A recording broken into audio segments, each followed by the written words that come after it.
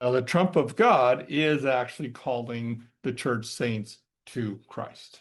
So this we're going to hear. The unsaved, if they do hear it, and Scripture is not clear on this, but if they do actually hear it, they're not going to understand it anyway. But likely they are not actually going to hear it at all. And we see an example of this over in 1 Corinthians, where Paul is talking about with a trumpet, 1 Corinthians chapter 14, verse 8. Now we know from other passages of Scripture that speaking in tongues is not an active gift today. All things need to be done for the edification of saints. Well, in Corinth, they weren't doing that. Some were getting up and speaking in a tongue. Well, nobody understood what they were saying. He says, but if a trumpet makes an uncertain sound, who will prepare for battle?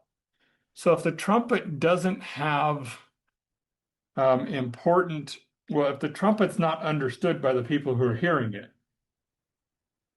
so for us, it's going to be, so the only way you're going to understand a trumpet if you're expecting to hear the trumpet, and of course the trumpet is specifically for the church saints. So like I said, chances are nobody else is going to hear it other than those who are saved. But again, even if they do hear it, they're not going to understand it because it's not calling them. It's calling those who actually belong to Christ. And it is going to call those who belong to Christ even out of the grave.